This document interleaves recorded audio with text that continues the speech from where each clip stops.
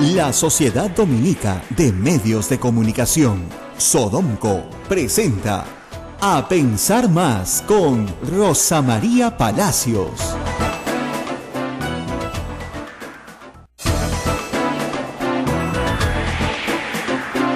Hola, ¿qué tal amigos? Bienvenidos a una nueva emisión de A Pensar Más con Rosa María Palacios. Mi nombre es Ismael Soto, estamos en las emisoras de la Sociedad Dominica de Medios de Comunicación que integra Radio Santa Rosa en Lima, Radio Santo Domingo en Chimbote, Radio San Martín Arequipa, Radio Veritas RTV Cusco, Radio Cepagua Ucayali, Radio Quillabamba La Convención y Radio Madre de Dios en Puerto Maldonado. En breves instantes estaremos con Rosa María Palacios para el análisis de la información, pero de inmediato nos trasladamos hasta la sede de la Presidencia del Consejo de Ministros, porque estamos en una conferencia de prensa en estos momentos con el presidente del Consejo de Ministros, Fernando Zavala, quien está dando explicaciones y alcances sobre los 112 decretos legislativos. La ministra de Justicia, Marisol Perestello, en estos momentos dando su discurso. Escuchemos. Con los terroristas que han en algunos casos regresado a enseñar, habrá un registro único de responsabilidad del funcionario si contrata a una persona sentenciada por corrupción.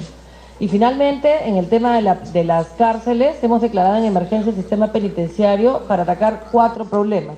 El problema de la corrupción dentro del INPE, el problema de los tratamientos para que sirvan y las personas privadas de libertad puedan regresar a la sociedad y sean útiles para la sociedad, el problema de la salud, porque el 5% de la tuberculosis está concentrada en los penales y eso es peligroso para todos, y finalmente el problema de la infraestructura, porque tenemos una brecha de infraestructura superior al 50% y eso tiene que terminar. Esperamos que con esas medidas tengamos cerrojos para los corruptos y podamos transformar la vida de todos los peruanos. Finalmente, voy a explicarles rápidamente un eje importante que tiene que ver con la simplificación. Hemos simplificado y eliminado trámites inútiles tanto para el ciudadano como para las micro y pequeñas empresas. Y les voy a poner solo algunos ejemplos de los temas que hemos aprobado. Uno es, ninguna entidad pública puede pedirte un documento que esté en manos de otra entidad del Estado. Palabras del presidente del Consejo de Ministros, Fernando Zavala. Llamamos interoperabilidad entre las diferentes instituciones del Estado. 2, los pensionistas que antes tenían que certificar que estaban vivos, hoy no tienen que certificar que están vivos para cobrar sus pensiones. También hemos logrado que los gobiernos locales y regionales tengan procesos estandarizados para dar los servicios al Estado. Los procedimientos que tiene una municipalidad no deben ser muy diferentes a los que tiene otra municipalidad. Y eso ayuda a que el ciudadano pueda realmente hacer trámites más sencillos frente a la administración pública. El Banco de la Nación tiene que implementar pagos en línea para todos los procedimientos administrativos. Después hemos logrado que la primera copia certificada de la denuncia policial sea gratuita y además entregada inmediatamente. También hemos dotado de dientes al Indecopi para que cuando identifique una traba pueda eliminar. Finalmente también buscando la simplificación a nivel de empresarial y sobre todo enfocada a los micro y pequeños empresarios. Las empresas hoy se van a poder constituir en 24 horas, trámite que antes demoraba semanas. Y además, para la micro y pequeña empresa, este trámite va a ser de alrededor de 100 soles. Con todas estas medidas, lo que queremos hacer es, como bien hemos dicho, cambiar la vida a los ciudadanos y cambiar la vida también a los micro y pequeños empresarios.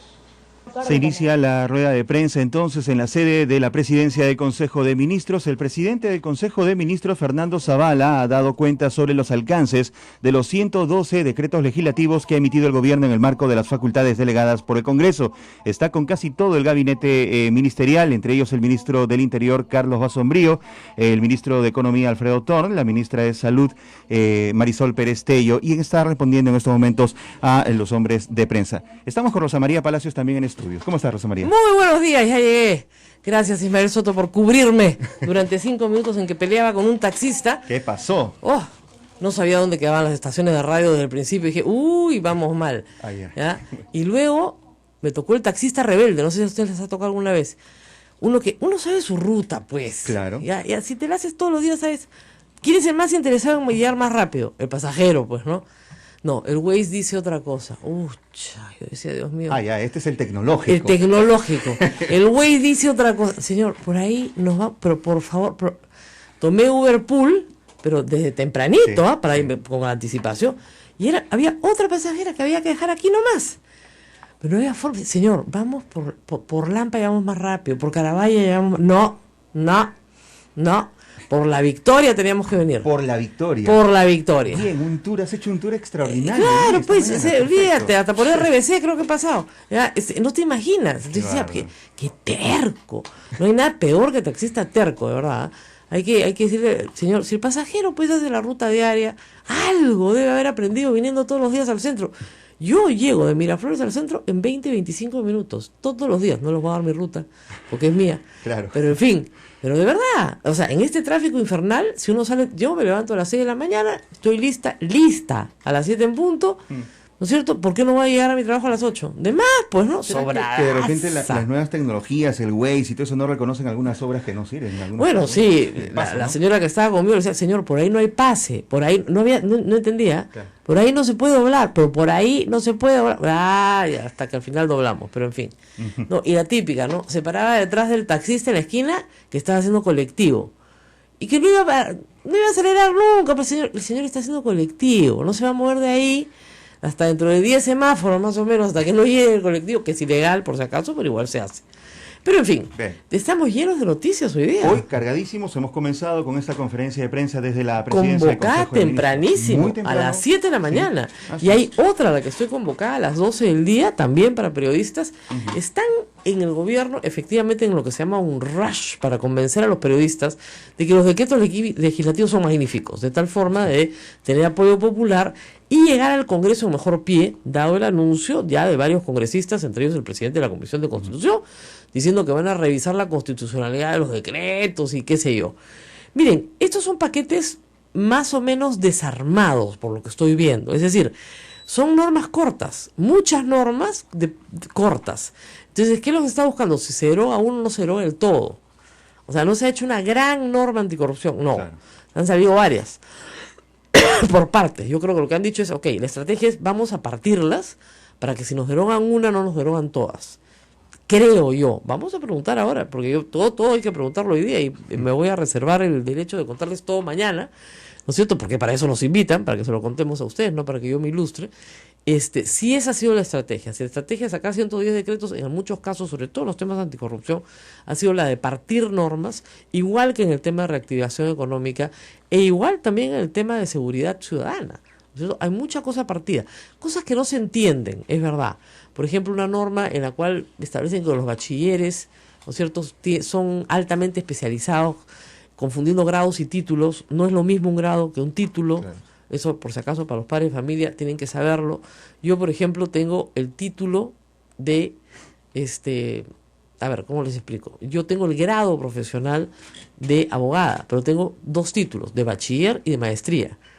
Es diferente, ¿no es cierto? Entonces, hay que hacer la diferencia clara y parece que hay una norma que ha sacado el Ejecutivo en el marco de estas facultades que no lo hace claro y que hay que aclararlo. Cosas como lo del INEM. Miren, para una persona que ha trabajado en reforma del Estado se entiende claramente la diferencia entre un órgano descentralizado y un órgano desconcentrado. ¿Ustedes entendieron o no entendieron nada? ¿No? A ver, diferencia entre un órgano descentralizado y desconcentrado. Acá, mi amor, mi vida, mi bachiller, nada. Recursos. Nada. A ver, OPD, Organismo Público Descentralizado, está dentro del ámbito del mismo sector, porque nada flota en el ambiente. El responsable político sigue siendo el ministro. Pero tiene pliego presupuestal propio, ¿ok? El órgano desconcentrado no pertenece a la estructura del ministerio, tiene su propia estructura administrativa, pero es un subpliego del ministerio. Como es salud. No, el salud es pliego, pues, bueno, imagínate, gigantesco, pues. Ya. El salud es pliego. O el salud es un OPD. Exacto. Okay. Que era del Ministerio de Trabajo. Y después lo pasaron al Ministerio de Salud. El seguro del empleado. Claro, no era el Ministerio de Trabajo, no, hasta hace pocos años. Ahora, en el tema del INEM hay mucho que la crítica va por el lado de ahí. Si el Ministerio de Salud no se da abasto a sí mismo, con todo lo que tiene. No. Ahí han hablado tontería y media. Nos van a quitar el plan Esperanza. Ajá. Eso no dice la norma.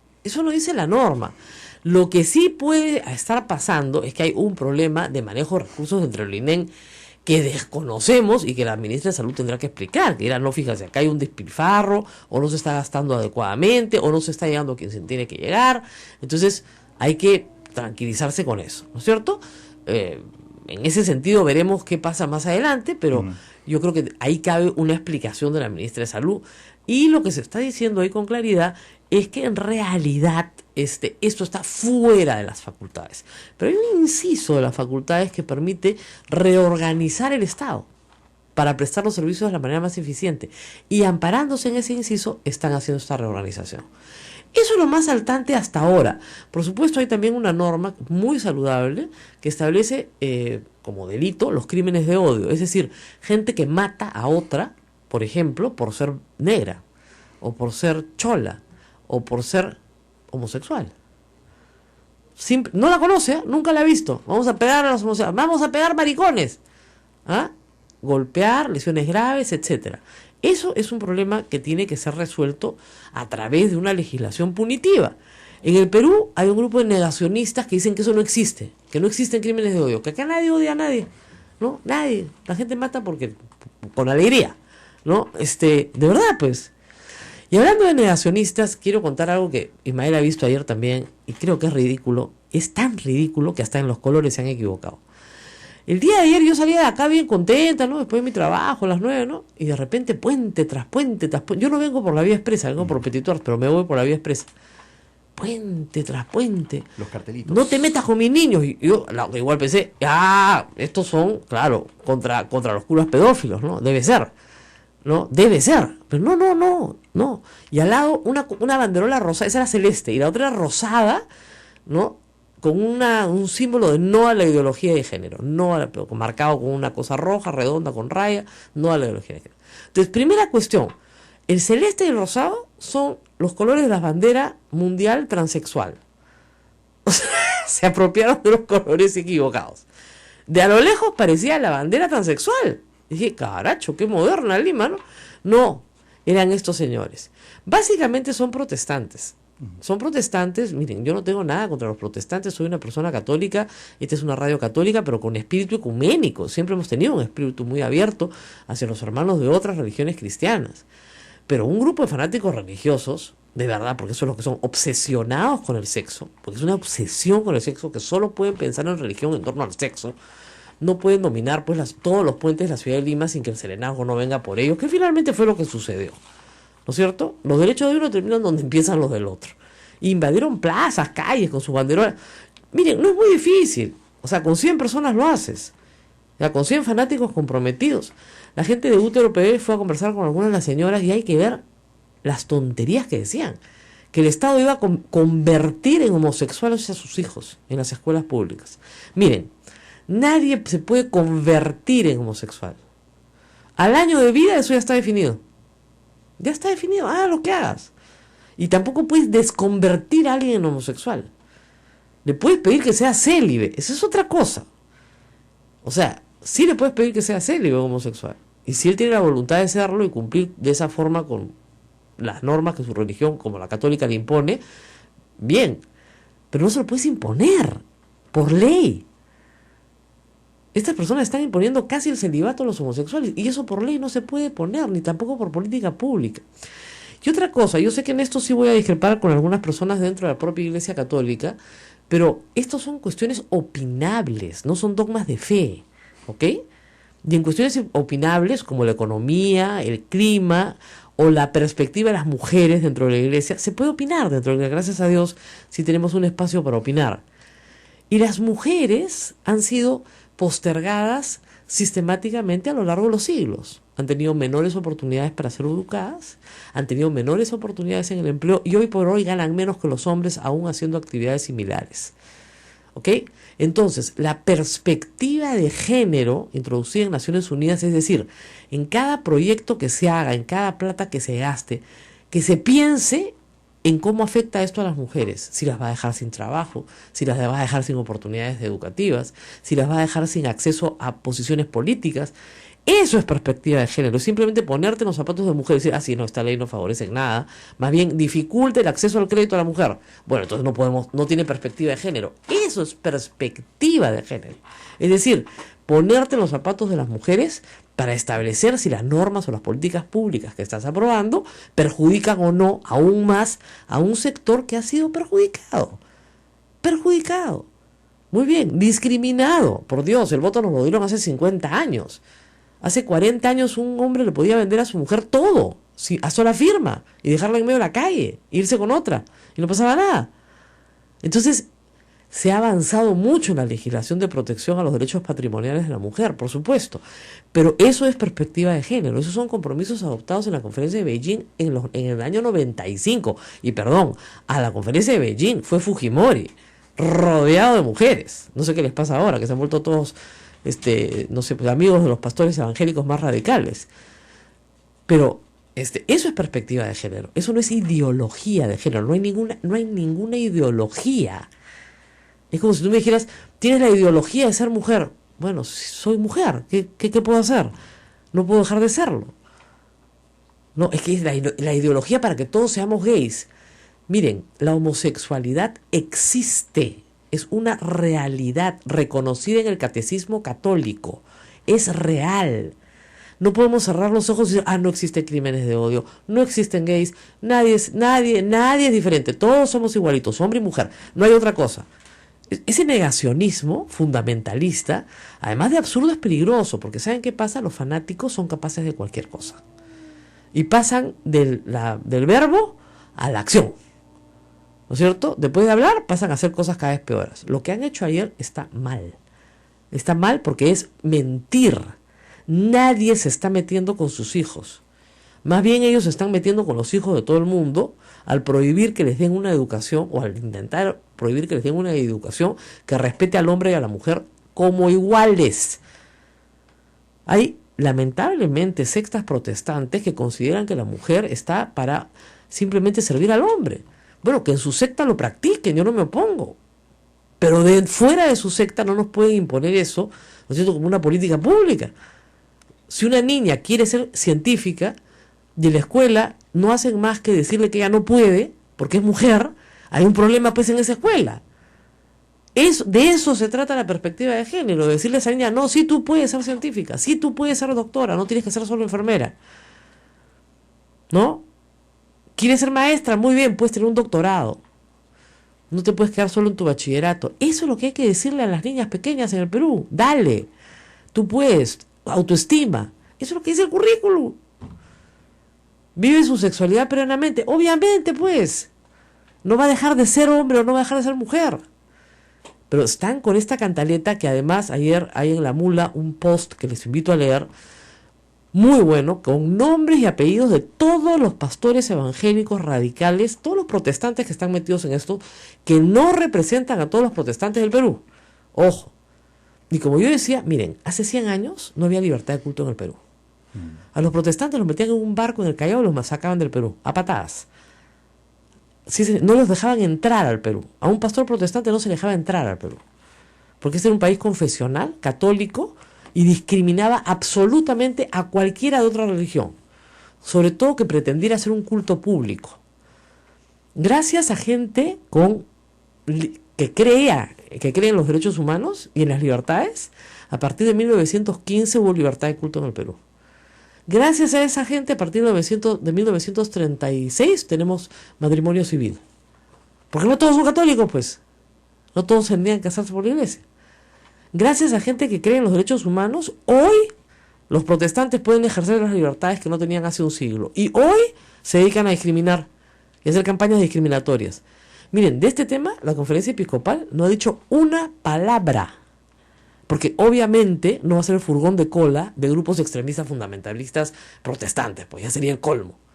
Una cosa es el ecumenismo y otra cosa muy diferente, ¿no es cierto?, es tener que tolerar a gente intolerante. Luis Alberto Sánchez se decía, solo se puede ser intolerante con la intolerancia. Vamos a la pausa y volvemos. Esto es A Pensar Más con Rosa María Palacios, en las emisoras de la Sociedad Dominica de Medios de Comunicación. Hacemos una pausa, volvemos, no se vayan.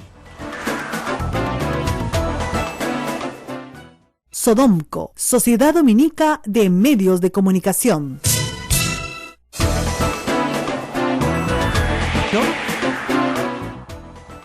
Con 23 minutos, segundo bloque, continuamos. Esto es A Pensar Más, y como dijiste al comienzo de esta edición del programa, Rosa María, hay muchísimas noticias y muchas de ellas las cubre Odebrecht, sin duda. Así es. Como debería ser. A ver, el caso de Odebrecht, anoche lo he contado esto en el blog rosamariapalacios.pe, sobre el caso de Lucho Castañeda, que está, discúlpeme, embarrado pero hasta arriba, y ustedes lo saben porque se los conté ayer, lo vamos a reiterar sobre eso, pero también hay cosas que llaman muchísimo la atención, como por ejemplo que la Fiscalía no esté trabando embargos. Discúlpenme, a confesión de parte, relevo de prueba. A este fiscal se le escapan las tortugas. O sea, Odebrecht está vendiendo todo en el Perú, ¿ya? Subrepticiamente, porque en el caso, por ejemplo, de Rutas de Lima, no podía vender, y parece que ya vendió una parte de su participación en Rutas de Lima, por lo menos un porcentaje de sus acciones. Está anunciando que vende Olmos. Y dice, Lambayeque, ¿con qué va a pagar si no embargan nada? Se embarga en forma de administración, es decir, el Poder Judicial nombra a un administrador judicial, Claro. ¿no es cierto? Como se hizo en Panamericana, claro, para garantizar el pago de la reparación civil, que tiene que ser millonaria. Y que no son solo 29 millones. No, pues. Para nada. O sea, vamos a explicar de nuevo.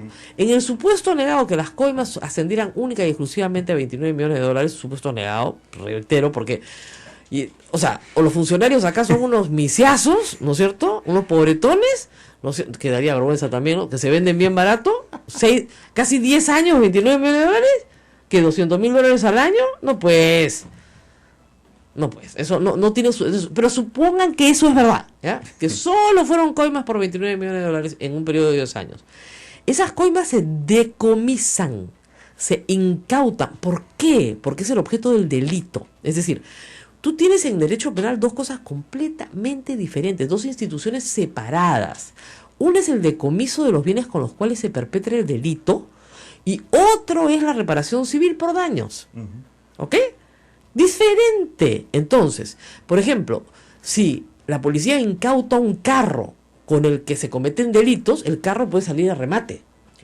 Si la policía le incauta casas a narcotraficantes, esos bienes que se usaron para el delito, si les incauta cocaína, bueno, ahí no la va a vender, no la va a incinerar.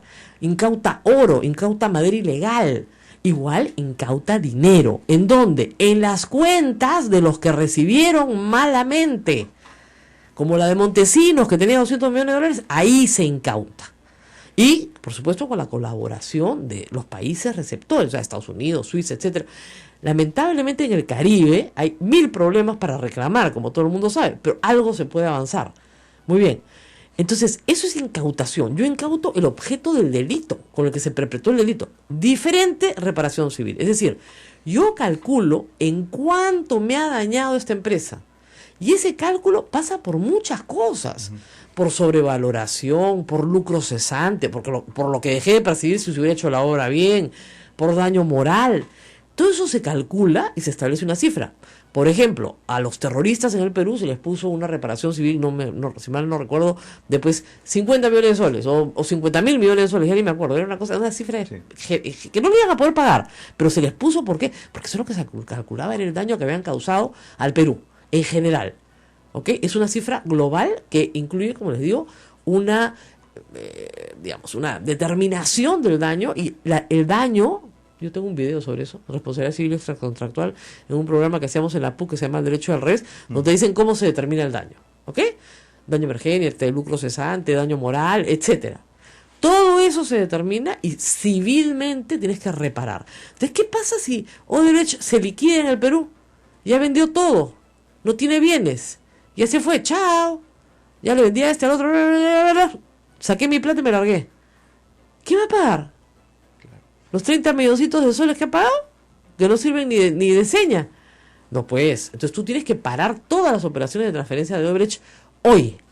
Inmovilizar sus activos hoy y establecer embargos en forma de administración. O sea, no basta con quitarle al recibo de luz el fondo que va para el gasoducto, porque igual lo vamos a tener que pagar el gasoducto. Eso puede ir inmediatamente a un fondo que no toca a Odebrecht. ¿Y por qué no se está usando ese recurso básico? No lo sé. ¿Hay algún impedimento legal? Ninguno. Yo me estoy volviendo loca con eso. ¿Por qué la fiscalía no llama Por el amor de Dios. Que es lógico, ¿no? No, a Castañeda al Ocio y le abre una investigación por regalarle 4% de los peajes a Odebrecht. O sea, ¿dónde está Pablo Sánchez? Por Dios. Hacen una conferencia, hemos negociado por 11 horas. ¡Wow! En Brasil se han pasado negociando 2 años, ¿no? Entonces, no te están dando nada y tú no estás haciendo nada. Entonces, yo comienzo a pensar que han negociado, que no van a trabar medidas, ¿no es cierto?, que tienen que ser de protección del patrimonio de Odebrecht para que el Estado peruano se pueda cobrar. ¿Que es parte del convenio? ¿Ah? ¿Por qué no las hacen? ¿Por qué no las hacen? Nos conviene. ¿Por qué no se traba? Han dicho, no hay necesidad de revisar las oficinas de Odebrecht, ni revisar sus computadoras, no ninguna necesidad. No va a haber allanamientos, no vamos a ir a sus casas, no vamos a... ¿Qué es esto? En todas partes ha habido allanamientos. Oigan, acá tenemos una confesión. Ayer lo dijo Gustavo Ritti. Los principales responsables, señor Barata, que han estado en el Perú, se fueron, no tenían orden de arraigo, porque hubieran podido tener impedimento de salir del Perú. Ninguno. Hoy día todos los titulares de Odebrecht deberían estar con impedimento de salir del Perú para que no se escapen. Todos sus bienes inmovilizados. Todos sus bienes inmovilizados. ¿En favor de quién? De la reparación civil. Y las incautaciones en marcha. En la medida en que den nombres y se vayan incautando en las cuentas los dineros mal habidos. Y la otra cosa, discúlpenme, ¿no? Pero ¿qué hacen con Alejandro Toledo, por el amor de Dios? Es que ya no sé cómo explicárselos. Alejandro Toledo armó un esquema gigantesco para encubrir la compra de una casa, una oficina, el pago de sus tarjetas de créditos, el levantamiento de la hipoteca de su casa de Camacho y el levantamiento de la casa de su Puntasal, a través de una empresa que se llama Ecoteva. Y según él, esa empresa es de Maiman y de su suegra, lo cual es falso, porque su suegra es una señora que ya debe lindar los 90 años. Primero dijo que su suegra era rica, era mentira. Después de las 16 mentiras, llegamos a, no, yo he mentido, me he confundido, la plata es de Maiman.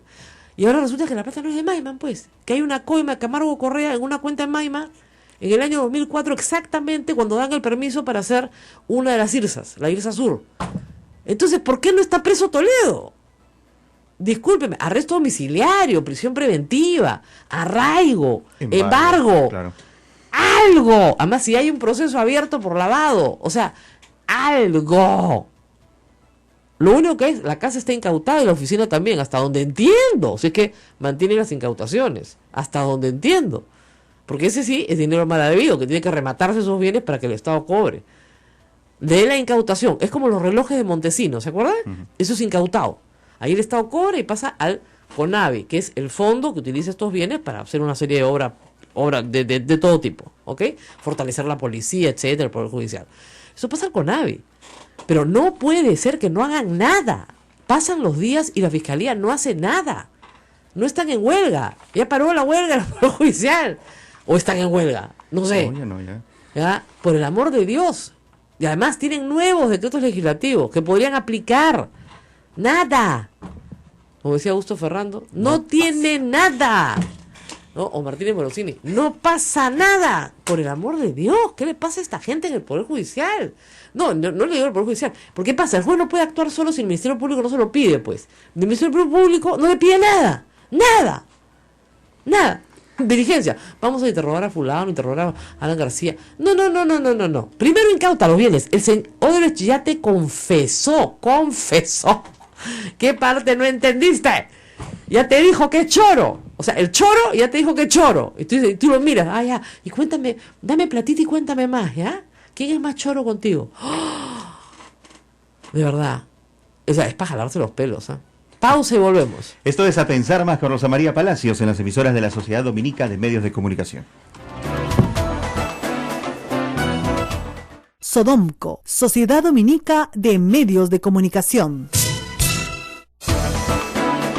Estamos en directo a esta hora desde Radio Santa Rosa en Lima, Radio Santo Domingo en Chimbote, Radio San Martín Arequipa, Radio Veritas RTV Cusco, Radio Cepagua Ucayali, Radio Quillabamba La Convención y Radio Madre de Dios en Puerto Maldonado, todas integrando la Sociedad Dominica de Medios de Comunicación que presenta A Pensar Más con Rosa María Palacios. Y tenemos en la línea telefónica al congresista de Fuerza Popular Carlos Tubino, que ha señalado que el APRA busca diluir la investigación a Alan García en el caso Odebrecht, lo cual ciertamente es grave, pero yo debo decir que esta vez coincido con la manifestación del congresista Tubino. Muy buenos días, congresista. Muy buenos días, Rosa María, y muy buenos días a tus oyentes. Bueno, ¿por qué cree usted que esto está sucediendo? Es un mal precedente, sí, que el investigador, que es Mauricio Mulder, en la comisión, diga que él pone las manos al fuego por Alan García sin haber revisado siquiera la evidencia, ¿no? Pero, ¿por qué más cree usted que el APRA quiere diluir la responsabilidad de García? Mira, porque al menos, mira, yo no soy un político consumado, pero lo veo en el Congreso, ya tengo ya un periodo, y veo que es al APRA que juegan políticamente. Y entonces, cuando vemos en el caso Odebrecht, todo lo que ha sido las inversiones en nuestro país en los últimos años y en el periodo de Alan García, que estamos hablando de varios miles de millones de dólares, y entonces, al final, tratar de extender la investigación es una jugada que le he visto en otras veces en el Congreso. O sea, tratar de que las investigaciones se extiendan cuando es difícil agarrar y hacer una investigación tan atrás. ¿Por qué? Porque todo el inicio de las investigaciones que se están haciendo en el Perú, en el caso de Lavajato, todos vienen ya con unos fundamentos y unas investigaciones previas que se han hecho en el exterior, donde hay ya delaciones que se han hecho, donde hay meses de trabajo de fiscales, etcétera, que realmente ya comienzan a apuntar al Perú, y entonces eso es lo que ha llamado a la campana de alerta en nuestro país, y lógicamente acá todo este tema ha levantado vuelo, pero a tratar de ver qué cosa sucedió en los años 90, no porque sea el gobierno de Fujimori, sino que es bien difícil agarrar que una obra y decir, a ver, acá, ¿cómo voy a llegar a ver si es que hubo coima? Bueno, ese trabajo a nivel parlamentario, por lo menos, ya se hizo. Es decir, la Comisión de Delitos Económicos y Financieros que presidió Javier Díaz Canseco encontró una cantidad importante de obras sobrevaloradas durante el gobierno de Fujimori. O sea, entre ellas obras ejecutadas por Odebrecht. Entonces, es evidente que esta empresa ha tenido un patrón sistemático de conducta. No es que a partir del 2004 empezó a coimear. A partir del 2004 probablemente empezó a tener esquemas sofisticados de coima, con gerencia de coimas, en fin, con software secretos y otras cosas más. Pero lo más probable es que lo que la investigación arroje es un patrón sistemático de coimas desde el inicio del año 79 con el gobierno militar. Ahora, eso está prescrito, pero sí puede ayudar a entender cómo se fue corrompiendo esta empresa y las personas que estuvieron involucradas con ella. Puede ser interesante saber eso también. No, mira, por mí yo creo que y la salud de todos los peruanos es que se investigue todo, que todo se investigue. O sea, acá en el Perú estamos cansados las personas que caminamos derecho de la coima. Y la coima, no solamente en este caso, que a buena hora haya saltado la luz y que ojalá se llegue pues, a puntualizar qué personas son las que han estado recibiendo esta coima, sino que es un tema lamentablemente generalizado en el Perú. Ahora, en el Perú hay coimeros por miles y coimeadores. Claro, lo que pasa es que tenemos una tolerancia social a la coima que es muy mala y que eso tiene que cambiar con la educación. Pero en el caso específico de Alan García, ya tenemos precedentes de su conducta que, por supuesto, prescribió cuando quiso volver a ser presidente en el año 2001. Pero lo que sí está claro es que hay testimonios sobre Alan García pidiendo coimas, en el caso del tren eléctrico, ¿no es cierto?, al funcionario italiano, y el testimonio fue clarísimo, montos, lugares, etcétera, cómo se pagó y todo lo demás. Pero también hay cosas en el APRA que son extrañas. O sea, Agustín Mantilla tenía 6 millones de dólares en su cuenta y era un hombre que vivía en pobreza, ¿no es cierto?, y que hacía transferencias ¿a quién?, ¿no es cierto?, a cuando le pedían para la campaña, porque para otra cosa no lo hacía. Entonces, la plata no era de él, eso era clarísimo. ¿Usted cree que Alan García tiene varios Mantillas en este momento ya preparados para salir a dar la cara? Bueno, es que tenemos todo el derecho de sospecharlo, como bien lo ha dicho. Sospecha, por supuesto que existe, porque como lo manifiestas, ha habido precedentes anteriores. Ahora, en el segundo gobierno había que comenzar viendo quiénes han sido los ministros de Vivienda y Transporte, que son los que podrían estar relacionados de alguna manera con este tipo de actividades ilícitas. Sí, claro. O sea que usted puede establecer que hay ahí por lo menos material para investigar. Pero por supuesto, claro que hay. Ahora, Y ¿por qué como hacerlo en digo, el yo creo Congreso? que- O sea, ¿está de acuerdo que existe esta comisión? No le hace daño a nadie, pero tampoco abona si es que se ponen muy figuretis. El tema acá es que la Fiscalía, que es la que tiene que tomar acción ya, por ejemplo, el embargo en forma de administración y nombrar administradores judiciales para todos los bienes de Odebrecht en el Perú para garantizar las reparaciones civiles, no esté haciendo nada. No ha puesto impedimento de salida a los funcionarios de Odebrecht, no ha establecido por lo menos una prisión preventiva para Alejandro Toledo, por el cual ya está aprobada, ¿no es cierto?, que ha recibido una coima de Camargo Correa en una cuenta de Maiman. O sea, la Fiscalía no hace nada. ¿Qué piensa de eso? Bueno, es que, no, la verdad que es lamentable, porque ese es uno de los problemas que tenemos en el país. O sea, y lo vemos cuando inclusive se ven una serie de delitos que actúa la policía, y no funciona pues esta trilogía que debe ser policía, fiscalía, poder judicial, y la verdad que nos preocupa un montón, porque el tema de la corrupción en el Perú es un tema serio, es un tema que si queremos llegar a ser un país desarrollado, o por lo menos disminuir aún más la pobreza, no hay forma de hacerlo si seguimos manteniendo estos niveles de Ahora, corrupción. yo le hago una pregunta personal. Almirante, usted es una persona recta. ¿Por qué está entonces en el fujimorismo? No, porque mira, yo soy de la persona que piensa así, fíjate, ve. Acá, hoy día, en el Perú, corrupción se ve por todos lados. Claro. Y mira, hasta en cosas sencillas. O sea, tú vas, por ejemplo, te vas a la playa del sur, aparece Pepe Vigo, que es un corrupto, y él agarra y entra, y no hace cola. Él se mete por el carril de emergencia. Todas esas personas tienen ahí metido la corrupción dentro de ellos. Y entonces, sacarle la vuelta al semejante, sacarle la vuelta a la sociedad, etcétera. Entonces, pero eso no es tema de señalar, no, tal grupo político es el máster de la corrupción. No, la corrupción está por todos lados. Yo en la misma región, pero almirante, pues, almirante, hay que tener cuidado con eso porque desde el punto de vista moral, si todos somos corruptos, entonces es normal, pues. No, al contrario, hay que decir que los corruptos son los menos, la mayoría de la gente no lo es. Y lo que espera justamente es que esta lacra acabe. Pero o sea, ¿qué cosa? La mayoría de las personas que no lo es, no enfrenta el tema. Hay que enfrentarlo. Entonces, y enfrentar el tema es tan simple como yo estar haciendo una cola en un cine y viene un zampón y se zampa. Y nadie dice nada. Vas a la carretera, se mete por el carril de emergencia y después el carro que está haciendo cola lo deja pasar. Bueno, pero usted sabe pues que ese tipo de personajes son bien violentos, ¿no? Entonces hay que tener cuidado también, porque pueden tener respuestas violentas. Hay gente que tiene conductas antisociales y que está armada, ¿no? Entonces se zampa en la cola y te saca una pistola. Entonces hay que tener cuidado también con este tipo de personajillos. Pero son los menos, almirante.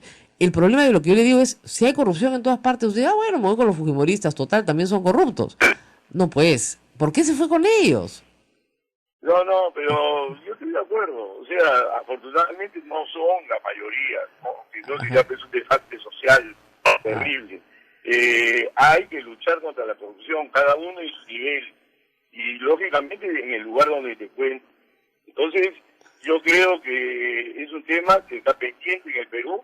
Ojalá la Fiscalía, las personas que estén a cargo de estas investigaciones, cumplan con el Perú, cumplan con la sociedad y que al final lleguen a puntualizar y se pongan los pantalones en su sitio. Muy bien, muchísimas gracias, congresista, por estar con nosotros. Es el deseo de todos los peruanos, por supuesto, que la Fiscalía titular de la acción penal, pueda hacer la investigación, pero que solicite al juez las medidas preventivas de inmediato. Gracias al congresista Tubino. Creo que nos tenemos que ir a una pausa nuevamente. Así es, ya nos toca y regresamos. Vamos a regresar con más información nacional, local y también internacional. Hay que dar cuenta que ha habido un movimiento telúrico de gran intensidad en Indonesia y Filipinas. 7.3 grados ha sacudido el mar entre estas zonas. No hay alerta de tsunami, por cierto. pero hay mucha alerta en estos momentos o alarma en la zona porque se han dado réplicas en los últimos minutos. Y es un tema que siempre nos va a cubrir la atención porque estamos en un lugar sísmico y que en cualquier momento puede pasarnos algo. Estamos ahí. Ya volvemos. Sodomco, Sociedad Dominica de Medios de Comunicación.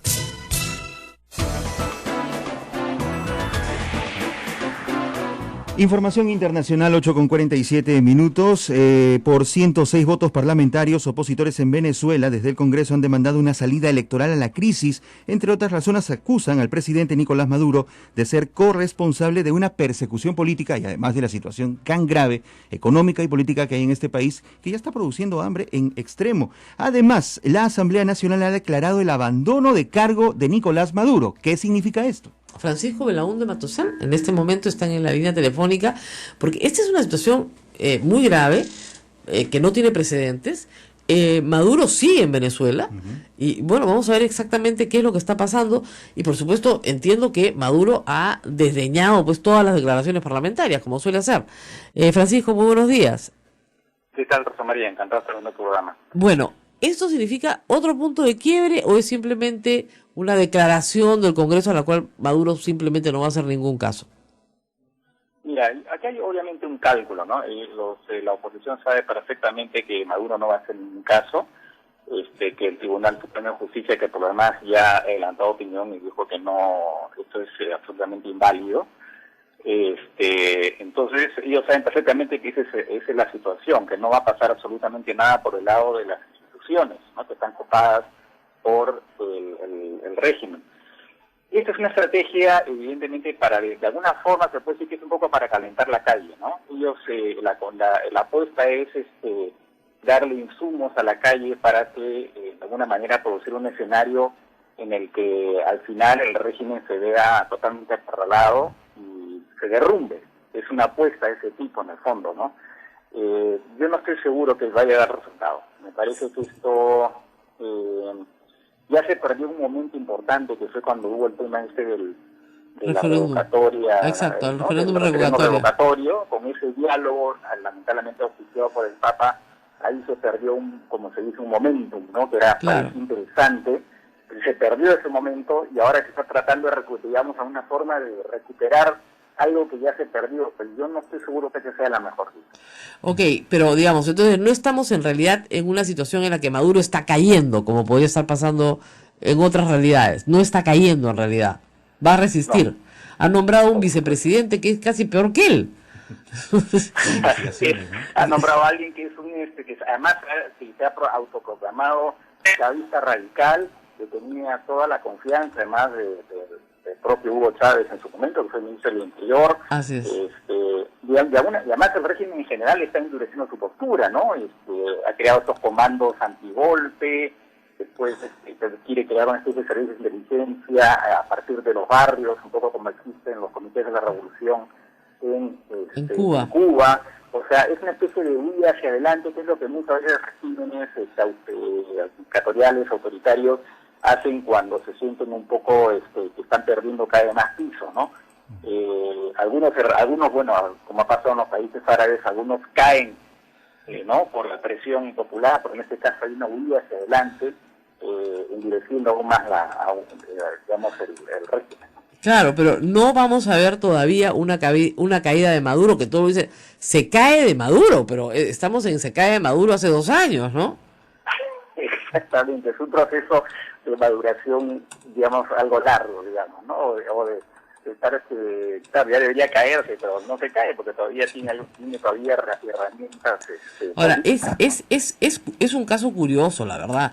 O sea, nunca con una crisis económica tan espantosa, con una escasez tan horrenda, ¿no? Un gobernante se ha mantenido en pie bajo un criterio autoritario, ¿no? Se puede ser autoritario cuando hay para repartir, pero cuando no hay para repartir, es bien difícil, ¿no? O sea, Venezuela tiene largas dictaduras, pero igual, ¿no? Claro, eventualmente va a caer porque efectivamente la situación económica es cada vez más grave. El régimen también puede cometer errores, como por ejemplo este tema, bueno, lo está cometiendo muchos, pero en particular este tema de los billetes que retiró eso sí ahí se sintió un zamapón, ¿no? Al punto que, porque la gente se puso, pues ya no, estaba en una situación sin salida, que no tenía ni siquiera billete para comprar lo poco que hay, ¿no? Entonces ahí tuvo que retroceder con esto para, digamos, postergando el tema de la entrega, de la prohibición de los billetes antiguos. Pero eventualmente va a caer, pero no por este asunto de la, no por esta, digamos, jugada, por esa jugada política finalmente, porque ni siquiera está realmente respaldada constitucionalmente, claro, la verdad. con algo en la Constitución que lo puedan hacer. Así es. Bueno, muy bien, muchísimas gracias a Francisco por su participación, como siempre, ilustrativa esta mañana. Así están las cosas en Venezuela. Ahora, Nicolás Maduro también está tomando acciones muy populistas que han cometido o que se han comprobado errores que aquí incluso en el Perú ya había suscitado. O sea, ha incrementado el sueldo mínimo vital, está activando la maquinita. Ah, no, claro. Es terrible, ¿no? Terrible. O sea, desde el punto de vista económico es una bestia, pero es una cosa peor, ¿ya? Pero no hay forma. Bueno, muy bien. ¿Tenemos que hacer pausa nuevamente? No, podemos hablar libremente. No lo puedo creer. Nuestra bachiller nos permite hablar libremente esta mañana. Muy bien. Bueno, muy bien. Les contaré que los cartelitos de los fanáticos protestantes, les revienta que diga fanáticos protestantes, pero son pues fanáticos protestantes, ¿qué puedo hacer? Ya han invertido el color, porque ayer decían no a la ideología de género en rosado y no te metas con mis hijos en celestito. Ahora no te metas con mis hijos, están rosadito. Y no la ideología de género tan celestito. ¿Qué implicará eso? No sé, ¿ya? Pero en fin, entonces es complicada esta gente, ¿no? No te metas con mis hijos, yo también digo lo mismo, no te metas con mis hijas. Ahora, ¿tú sabes que es una campaña copiada de Estados Unidos que se llama Save Our Children? Una campaña de los 70 también, de fanáticos protestantes, con la misma idea de que sus hijos se van a convertir en homosexuales, ¿no? Por supuesto, todo esto pasó en los Estados Unidos hace años, se copia, en Colombia lo acaban de hacer, justamente para boicotear el acuerdo de paz. Y contra una ministra de Educación específica que era lesbiana y que querían bajársela como diera lugar por ser lo que era, ¿no es cierto? Entonces, son campañas copiadas. Y los grupos que están detrás de esto están perfectamente identificados. Eso es impresionante. ¿Por qué tienen plata? Porque sus feligreses les dan plata. Pues está muy bien, en la Iglesia Católica pasa lo mismo. Pero no les damos plata pues para que comiencen a insultar a los que no son iguales que ellos, ¿no? Yo reitero, ayer ha habido además una sentencia que es histórica en el Perú, una sentencia de primera instancia, ¿no es cierto? Séptimo Tribunal Constitucional, es una sola jueza, esto se va a apelar 7 veces, obviamente, pero le han dado la razón a Óscar Ugarteche, un economista muy importante, casado en México con otro hombre, porque en México sí se permite el matrimonio. Y lo que ha dicho la sentencia es que efectivamente el Código Civil no permite el matrimonio entre un hombre y una mujer, pero la Constitución, que es una norma de rango superior, no permite la discriminación.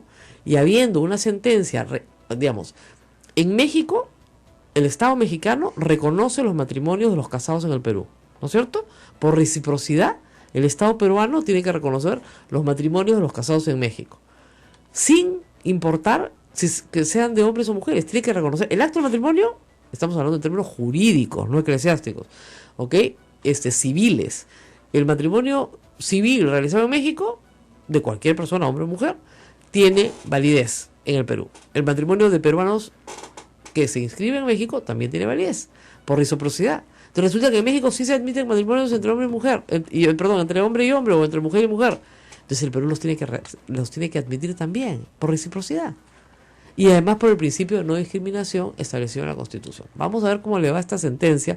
RENIEC tiene que apelar obligatoriamente, luego pasará al Tribunal Constitucional y yo creo que correrá con mucha suerte en la Corte Interamericana de Derechos Humanos, si es que llega hasta allá, si es que llega. Pero es un hito importante. Miren, los matrimonios de extranjeros no católicos se reconocieron en el Perú a fines del siglo XIX.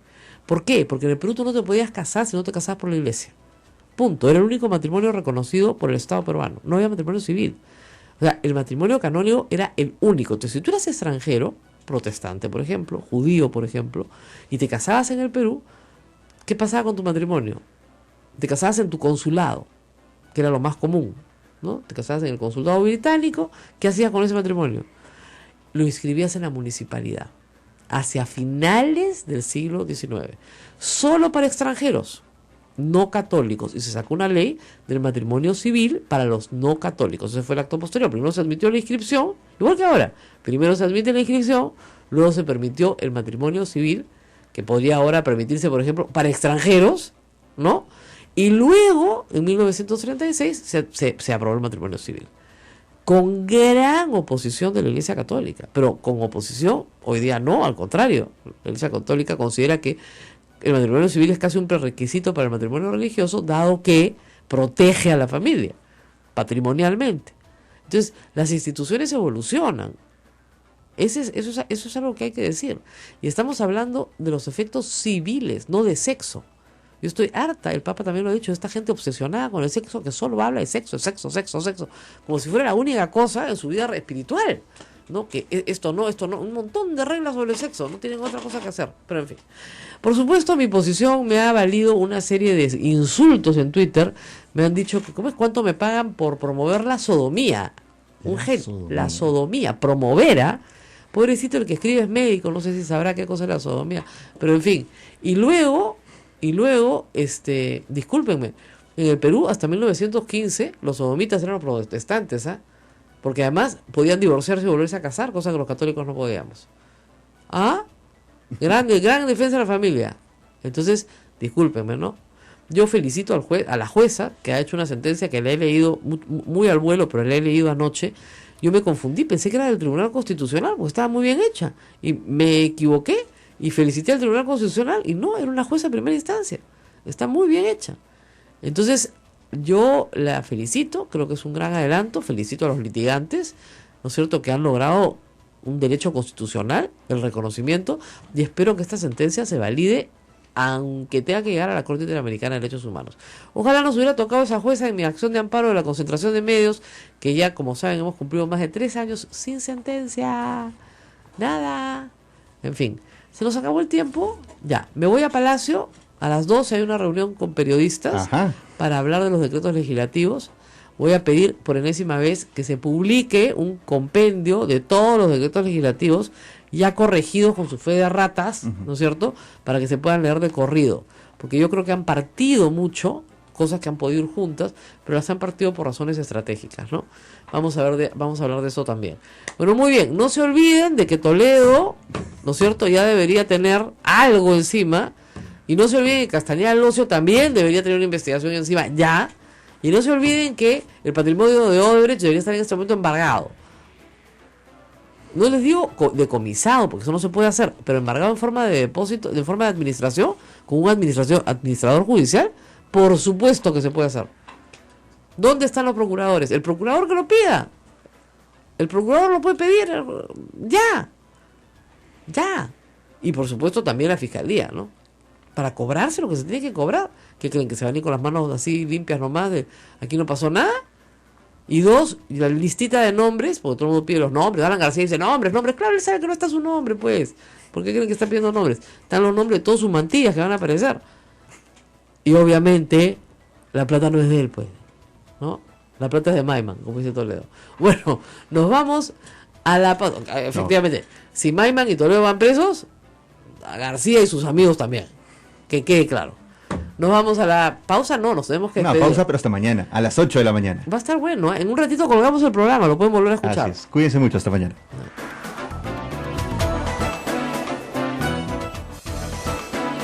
Hasta aquí, A Pensar Más, con Rosa María Palacios.